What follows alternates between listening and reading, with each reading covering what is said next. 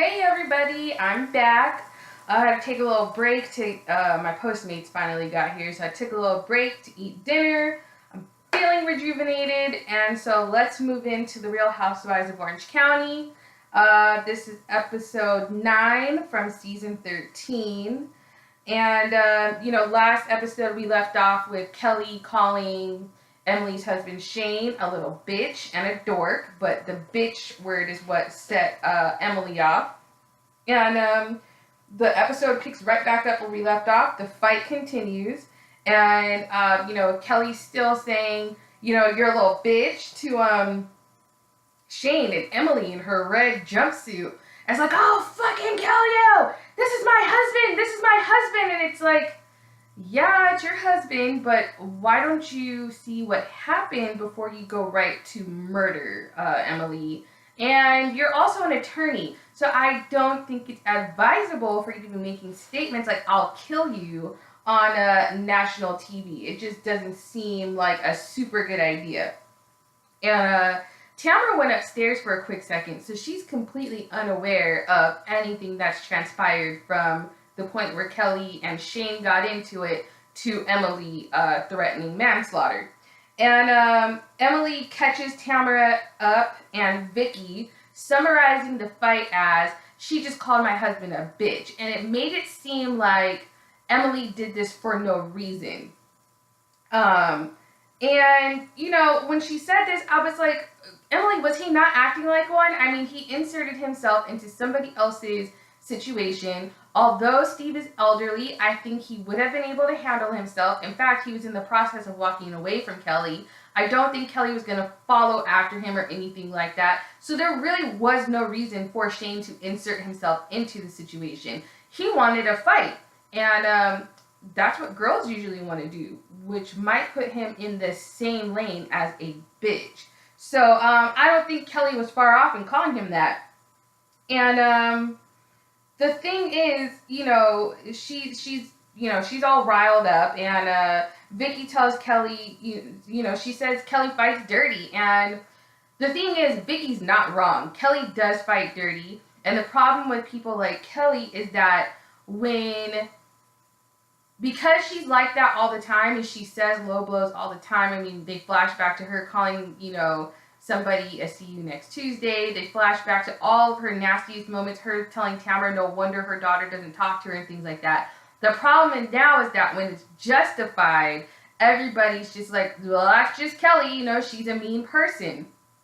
And, Shane, he doesn't care. He scolds his wife for acting the way that she's acting. And he's like, I don't care that she said it, and you shouldn't either. And Emily's like, you're my husband, I wanted to defend you. And he basically tells her to sit down and shut up somewhere. And it was like, yeah, Emily, so all that rah, rah, rah, how'd that work out for you? Because Shane does not seem to care. In fact, he seems embarrassed by your behavior. So I think that backfired on you a bit. But the weird thing is that he did say to his wife, this is her MO. She gets drunk and she goes off. And I was like, ooh, Shane girl, how'd you know? You watched The Housewives? Like, you obviously know a bit about how Kelly operates for you to have no prior knowledge of who this woman is.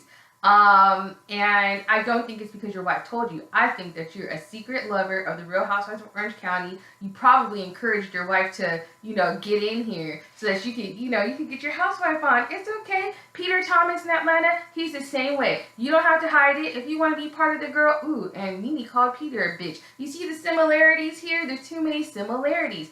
But Shane girl, if you want your orange, just talk to Andy. He'll probably make you at least a guest star of the show or something like that. Maybe give you your name at the bottom of the screen, But anyways, we come back to Kelly still harping on the fact that Emily said she would kill her. Let's be honest, Emily's not going to try to kill her. Like, these women are so dramatic, the way they pick and choose what comments to take seriously and not to take seriously. Tamara has yelled in people's faces that she'll fucking kill them. She's thrown wine in people's faces. You guys don't seem terrified of Tamara. In fact, you're at her house during a function. So, again, I don't think Emily was really going to try to kill Kelly, this is things people say in the heat of the moment sometimes. It doesn't mean it's intentional. But Steve comes back, and do you think Steve looks like Walter Matthau? The guy that played Mr. Wilson in the Dennis the Menace movie, and the older guy from Grumpy Old Man and all those films. Steve looks like him. But him and Vicki stand around and talk about how great Kelly's ex is, and they don't know why she's acting so crazy. And I'm just like, Vicki, can't you guys wait and do this at home for pillow talk? Like, why are we still talking about the very subject that just made Kelly explode? It's like these people live to ignite fires on situations that are already explosive. But at any rate, Vicki leaves, and Kelly blurts out that she thinks Steve's using Vicki for money. She says that she has a girlfriend that heard that, and I just don't think it's true. Steve is a retired cop. When cops retire, they get quite a good pension. And although Vicki is well off, they act like, Vicki has Bill Gates money. I'm sure Vicki's probably worth a couple million, but not enough for all these men. Well, maybe Brooks, but I don't think Steve is with Vicki for her money. I really don't. I think he really likes her because she's really beautiful, and I think Vicki, to him, she's really beautiful. And I think he really has taken a liking to her family, and I think he likes that Vicki's family oriented, and I think that Vicki likes that Steve likes her. And I don't think Vicki really likes Steve back, but we'll get into that later. But at any rate, Kelly says that Steve's a bad guy, and the party kind of just dissipates and ends. So next up, we have Tamara at home preparing what looked like brunch for Vicki and Emily. And Vicki shows up, and she gives her version of what happened to Tamara. Because, again, you have to remember, Tamara wasn't there. This is one explosive situation that Tamara Judge was not a part of for once. So she wasn't there, and, Vicki says that Steve does really enjoy Michael, and they are really good friends. And Vicki breaks down the page 6 scenario. She says page 6 contacted her friend, the girl that they set up Michael, Kelly's ex-husband, with, and they were wanting to know how she met Kelly's husband. Which, again, sounds far-fetched because, I'm not familiar with page 6. The kind of gossip that I'm on is like the Shade Room, the Industry on Blast, like urban gossip. So I'm not really familiar with like Radar and Online and all that kind of stuff, page 6 anymore. But I find it odd that a blog would reach out to a nobody, because we don't even know this girl's name, that a blog would reach out to her specifically to want to know how she met Kelly's ex-husband. It just sounds like Vicki Gunvalson's hands are on this to me. And we know Vicki's not above putting things out there and acting like she doesn't know where it came from. But after they contacted Vicki's friend and wanted to know how her and Michael met, they then reached out to Steve, and he told it all. According to Vicki, he told page 6 that they met at Vicki's house, that they set them up, and this, that, and the other, which plays back into my first theory from the previous review I did, which is Steve either told it all knowingly, or he did the old man thing where he didn't think this was going to happen, and he told it all, in a not so in a harmless way. And I think that's exactly what happened according to what Vicki's saying. And she thinks Kelly's overreacting. And I just like to say, Vicki Gunvalson is really good for putting people in bad situations and then telling them how they should feel about it. Because if Tamara probably would have set Dawn up with one of her good girlfriends, Vicki would have lost her shit. And that's just a fact. Vicki, she can dish it out all she wants and tell somebody something's not a big deal, but the minute it happens to her, it's a huge deal. And so I think, this is not going to go away anytime soon. I think this is going to play out for a couple more episodes. But Vicki proceeds to read the article to Tamara. She printed it out and she brought it with her. And she's just acting like a guilty person. Like, this is something I wouldn't feel a need to keep defending myself or my boyfriend and our actions if I truly didn't feel we did anything wrong. So to me, that shows that there's a bit of guilt that Vicki has with this situation. And as she's doing that, Emily arrives, and they all agree that, Emily's also catching Tamara up on the situation with Shane. And they all agree, Kelly can push people's buttons, because Emily does feel bad that she blurted out, "I'll kill you." But Kelly can push people's buttons. She goes for the jugular when she wants to hurt you. And Vicki thinks that Kelly doesn't want anyone to be happy. And I don't think it's that Kelly doesn't want anyone to be happy. I think that Kelly puts on a strong face and acts like she's fine, but this divorce is affecting her a lot more than she wants to admit. And instead of just saying that, she's lashing out.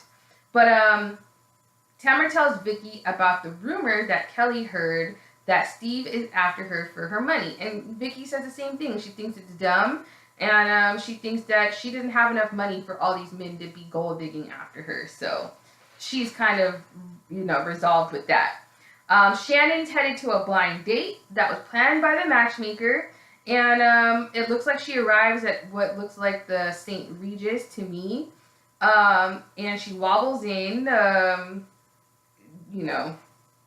into the restaurant, and uses that as her excuse to be late, that her ankle was slowing her down. And I have to say, her date is gay.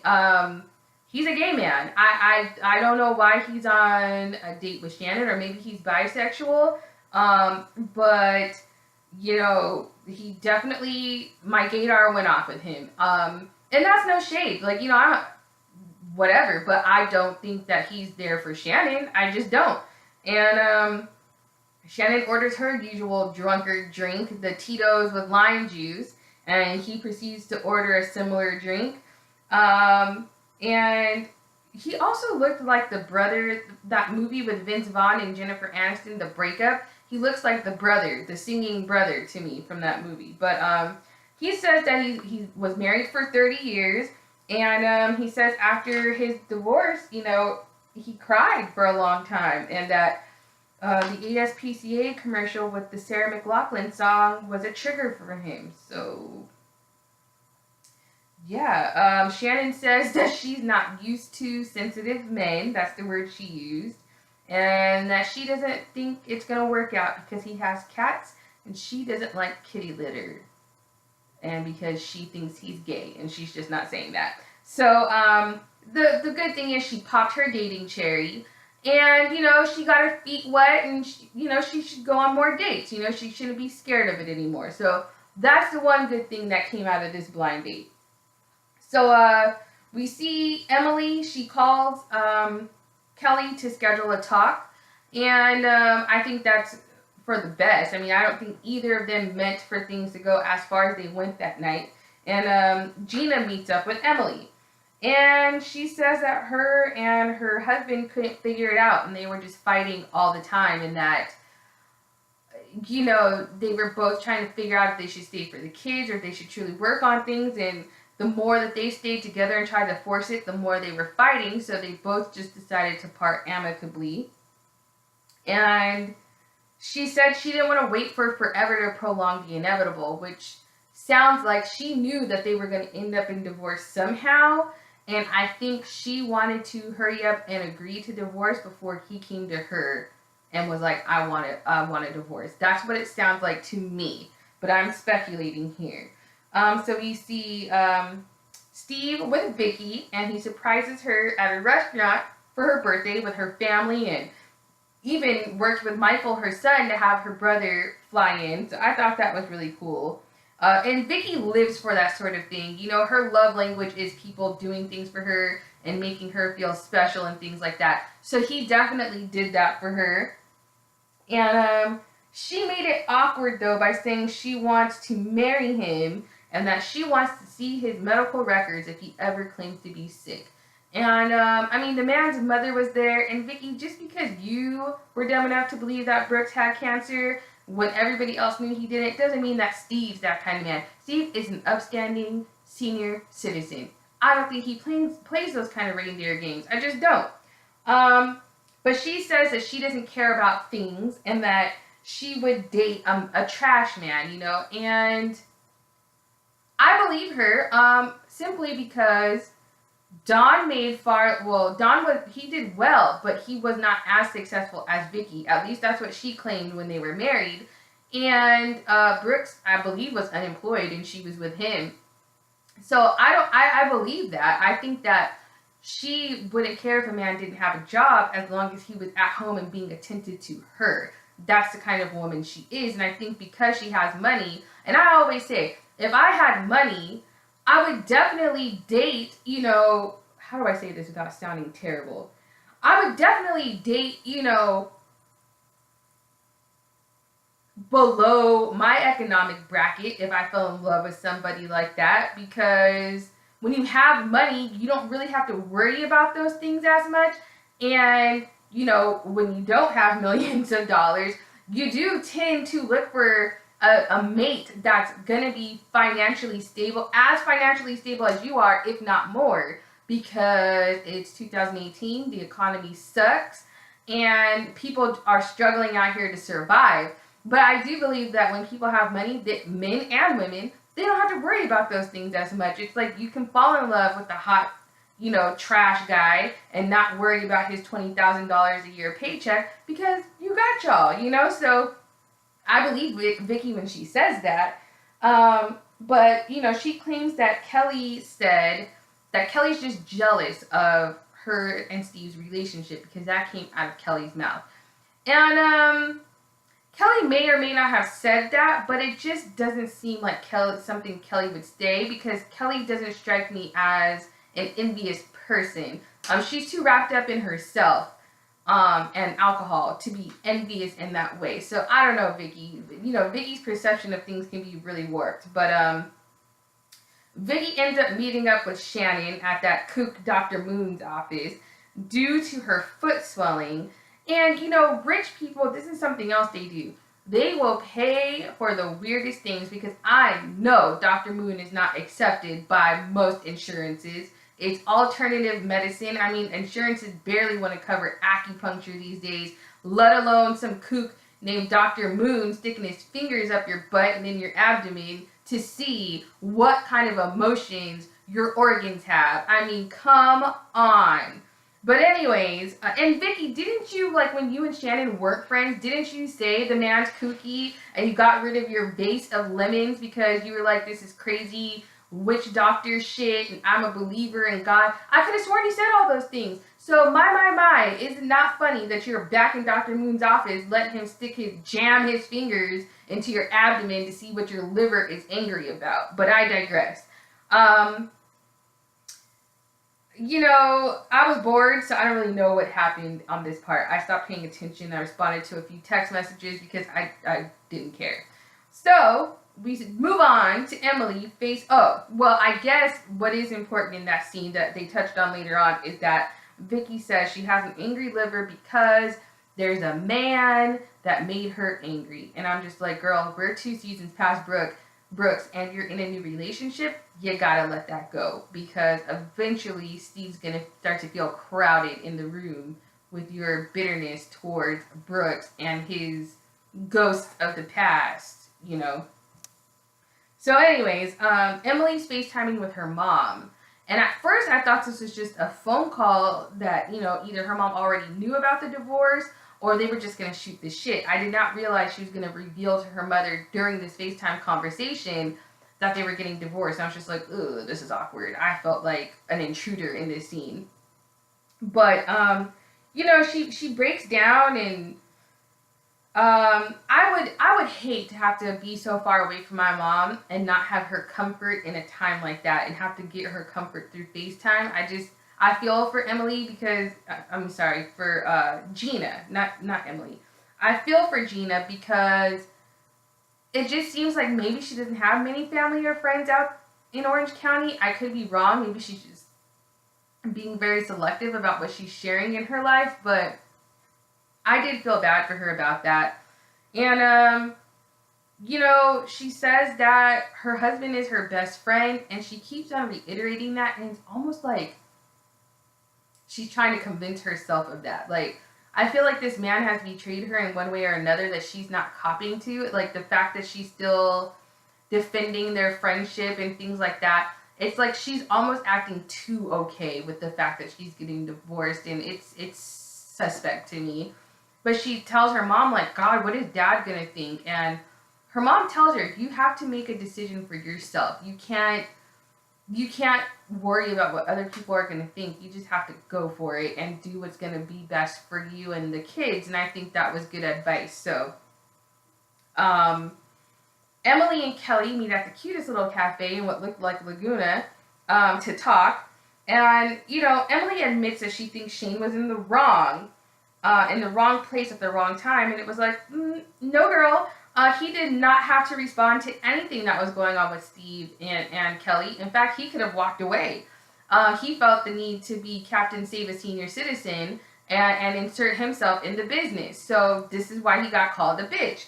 And Emily, you were not there. You cannot presume to know what happened, and your husband wasn't really forthcoming with you about the details about what happened. So I think you need to kind of take Kelly's version of this and your husband's with a grain of salt and just figure out a conclusion. That does not make Shane the innocent party, because he was not innocent. But Emily, Kelly tells her side, and Emily reiterates that she didn't like, Kelly calling her husband a bitch, and Emily goes on to say, you shouldn't call anyone a bitch, and Kelly rebuttals like, well, you shouldn't say you're going to kill anybody, and Emily couldn't even argue with that, because you shouldn't, you both were wrong, and the situation was just crazy, because your bitch of a husband should not have involved himself. You see how this has just finagled itself into a bigger situation than it would have been should Kelly have just addressed Steve and girlfriend Shane wouldn't have gotten involved. But they agree to disagree and move on. So overall, it was a successful conversation. And thankfully, Emily is a mature woman. She had been Tamara or even Vicki, this would not have gone down the same way. Or Shannon. So what I do admire about Emily is that, and it could be because she's a lawyer, she's able to see both sides of a story and act objectively a lot of the time. And when she was acting out of anger and saying she was going to kill someone, that's exactly what it was. It was out of anger, and, shit happens. So they agree to disagree and move on. Tamara meets with everyone but Vicki for dinner. I don't think there was a reason in particular Vicki wasn't invited. She probably had work or something. You know how Vicki is. And Shannon, talks about everybody about her date, and it's girl talk, it was just a girls' night out, and everyone agrees that Shannon should keep dating. And Gina brings up that she could relate to Shannon's date in that fact that he said him and his wife just woke up one day and realized they didn't love each other. And this is the point where Gina decides it's the good idea to tell the group that she's getting divorced. And I just don't think that she knows these women well enough yet to be divulging these parts of her life, because everybody just kind of jumped on her, told her how the grass isn't always greener on the other side. Tamara put in her 2 cents, and I was like, oh, Tamara, shut up. You're 3 marriages in? Well, I don't know if she was married to Ryan's dad, but you're not the epitome of marriage, and you and Simon's relationship is not one that everyone saw how that played out. We know that you didn't love that man. We know that it was a marriage of convenience, and stop. This whole group needs to stop projecting their situations onto other people. And so, Gina says that she's not repulsed by her husband, that she thinks she's hot, but that he's hot and she would still want to bone him. But she's trying to prevent a bad situation from getting worse. Could she be acting prematurely? Yes. But again, I don't think this divorce is Gina's idea. I think it's her husband's idea, and she's going along with it and acting like it's both of our idea so that she looks a little less foolish. That's my personal opinion, because to me, the marriage would have been over when you decided to move to LA 5 days a week and leave me at home with 3 kids to raise by myself. And I think everybody else's sentiment is basically that as well. But they all think that she should work on it, and they bring up Vicki. And Vicki, Tamara thinks that Don was the last man that Vicki was happy with, which Vicki didn't seem all that happy with Dawn, but I don't think the issue was Dawn. I think the issue was Vicki. And I do think that if Vicki had, well, she has said if she could do that over, she would. And Tamra does make the statement that I agree with, that she does not think Vicki loves Steve. And I have to agree. I don't think so either. And Gina, you know, she's doing the same thing everybody else that gets under the Vicki spell does. She is defending her. Vicki is so maternal, and she's such a nice person. You just watch yourself, Gina, because the minute you cross Vicki, she's going to come for your ass like you have never even felt. She's going to call you a bad mom. She's going to do all kinds of shit. Any secret you've ever told her is going to be public knowledge. Tamra, Shannon, they all are very aware of Kelly, of how Vicki gets down. So you just watch it before you start defending this lady. But Tamra says that Vicki made the comment that when they were looking for a matchmaker for Shannon, maybe she should get one too. And this is just not a statement that somebody makes when they're so in love in the way that Vicki tries to, you know, convey that she's in love with Steve. Like, you know, you shouldn't be thinking about matchmakers or even joking about it.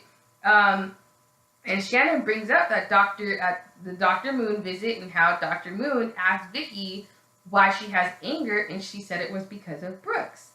And, you know, Emily tells the group about her meetup with Kelly, and Shannon explains that Kelly did not intend to blow up on Steve. And for some reason, either Gina has beef with Shannon that Shannon's unaware of, or she just likes, you know, inserting her opinion where it wasn't asked for, because she basically blames Shannon for the blow up because Shannon did try to talk to Kelly and tell her a constructive way to approach Steve, and Kelly, all that shit went to hell, mainly because I think Kelly was drunk. But Gina was like, I wouldn't have let her talk to Steve at all. Well, Gina, Kelly's a grown woman and she was drunk. Have you ever tried to stop a drunk person from doing something? It's not that easy to do. And, you know, Shannon calmly, you know, she has grown, because if this was last season, she would have thrown a plate at her and told her, you know, called her a bitch. But she calmly tells her, like, you know, the same thing. Kelly is a grown person, and Gina thinks that Shannon basically set Kelly up and led her into a bad situation. And Tamra and Shannon basically say, like, girl, shut up. You're being ridiculous. You don't know what you're talking about. And I just think Gina needs to leave her opinions to herself for a while in this group. I'm not saying she shouldn't speak up for herself, but I think when it comes to, as a newcomer, when it comes to the dynamics of this group and their relationship and the diasporas of how they work, mum's the word, Gina. You know, you got your own problems right now, and I think you should focus on those, because they will chew you up and spit you out, and you'll end up like Alexis Bellino. And trust me, you do not want that. So that was pretty much the episode. You know, it was okay. Again, this show has got to pick up. It's starting to bore me to death. And, you know, I'm starting to wonder, like, maybe it's starting to run its course. This is the second season where they've thrown in new cast members, and it just doesn't really seem to be perking up the show. So, I don't know. Drop down in the comments and let me know what you guys thought. I'm curious to know. Make sure you like this video and make sure you hit that bell to subscribe so that you don't miss any reviews from me. And I will see you on the next one. See you later.